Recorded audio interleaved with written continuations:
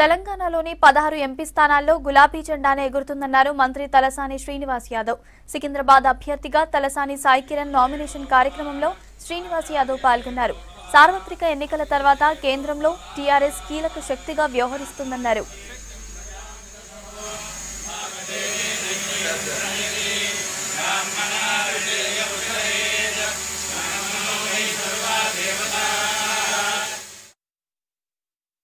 ఇప్పుడే సాయి కిరణ్ నామినేషన్ వేసిండు. సికింద్రాబాద్ పార్లమెంటుతో పాటు ఈరోజు గ్రేటర్ హైదరాబాద్ తెలంగాణ రాష్ట్రంలో కూడా కేసీఆర్ గారి నాయకత్వంలో బ్రహ్మాండమైనటువంటి పరిపాలన జరుగుతుంది. ఈ రాష్ట్రంలో కానీ దేశంలో కానీ ఇప్పటి వరకు ఒక ముందు చూపు లేనటువంటి నాయకులు మనకు వచ్చారు.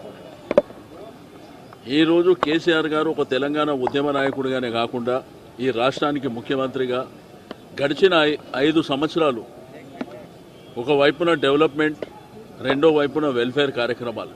మేము అడిగేది, మా ముఖ్యమంత్రి గారు అడిగేది, మీరు 16 సీట్లు ఇవ్వండి, దాన్ని 150 చేస్తారు ముఖ్యమంత్రి గారు. ఇప్పటికీ అందరితో మాట్లాడి టీఆర్ఎస్ పార్టీ సికింద్రాబాద్ అభ్యర్థిగా ఒక యువకుడినైన నేను బీసీ వర్గానికి యాదవ్ కులానికి చెందిన 32 సంవత్సరాలైన నాకు అవకాశం ఇస్తే నేను మా పార్టీ టీఆర్ఎస్ పార్టీ తరఫున సికింద్రాబాద్ పార్లమెంట్ అభ్యర్థిగా ఆ నామినేషన్ వచ్చినప్పుడు అఖండమైన ర్యాలీ, గ్రాండ్ వెల్కమ్తో మా ఎమ్మెల్యేలు, మా మంత్రి గారు అందరూ సహకారంతో ఇంత గ్రాండ్ ర్యాలీ, నీకు సగం ఎలక్షన్ ఈడనే అయిపోయింది, 50% విన్నింగ్ వచ్చేసింది. అపోజిషన్ వాళ్ళ పరిస్థితి ఏందో మీరే చూసినారు సాక్షాత్తుగా.